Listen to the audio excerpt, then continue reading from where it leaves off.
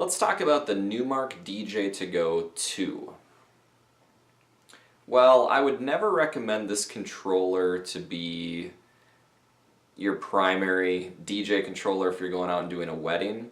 I highly recommend this controller as a backup controller or a karaoke controller, which is actually what I bought it for.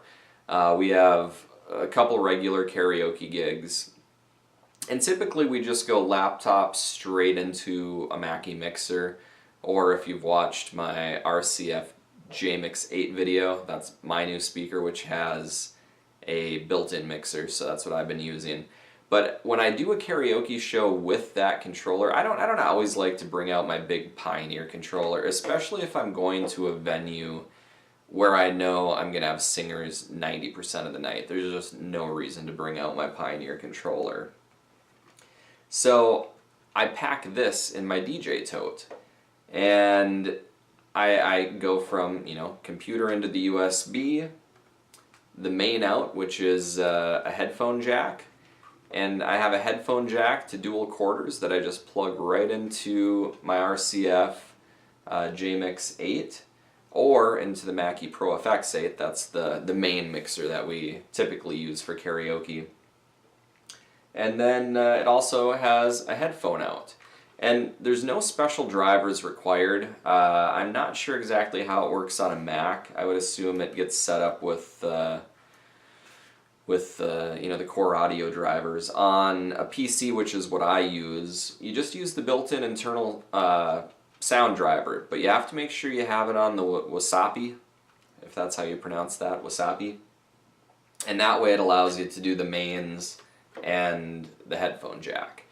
Now, it says Serato on it. I've actually never used this with Serato. I use it with PC DJ Dex 3, and it works really well. Obviously, it's not a super high quality controller. Like, I have noticed that if I have all the main levels down all the way, I still get audio output. It's kind of one of the things that you get when you buy a controller for $79. It's cheap, but it's small. You can throw this thing in your backpack. I would not recommend throwing it in your backpack like this, but ProX just happens to make the perfect little case that this thing flips into. Kind of try to show you here. It just bungees in here like that. Your cords go up here. It comes with a really short headphone to RCA. A little too short to be usable, but it's kind of nice that it comes with it, I guess. I keep it in here just for backup, but I don't actually use this at a gig. And then it does come with the USB. And I like that in the case, it holds the cords and it holds the controller nicely. And I think, if I remember right, this case is about $25. And it's not super hard, but it's pretty rigid to the point where I would have no trouble just tossing this right in my backpack.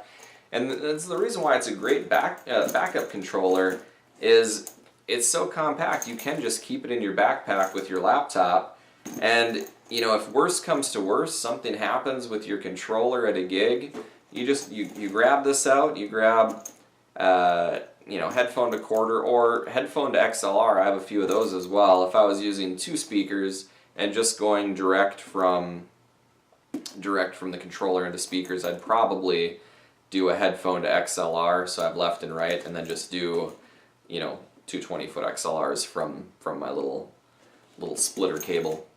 And that's probably how I do it. Now, granted, you're not going to have a mic, or if you do have a mic, if your speaker has two XLR inputs, you could plug your mic into one. This is obviously, 100% backup situation where you'd be doing that. But, it works good. It's at a good price. Case and controller for $100.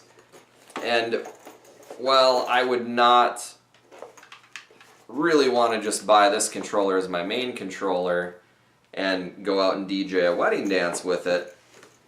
I do think it would be possible to DJ a wedding dance with this controller. I haven't had any problems with it.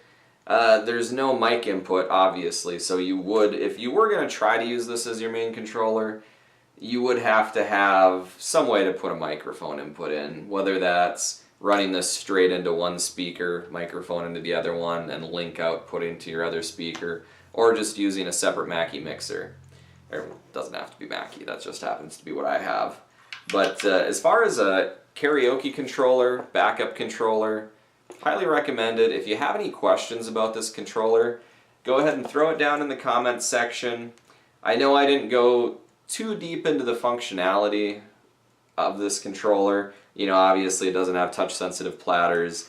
It does have pitch control, sync button, cue, pause. It does have the browser knob on it and volume controls. You know, you're not gonna get, you know, there's no looping buttons, no in loop, out loop, you know. There's not advanced controller features on this. It's a very basic starter controller, but the compact size makes it the perfect backup controller to have in your backpack. Once again, any questions or comments, throw them down in the comments section. Have a good day.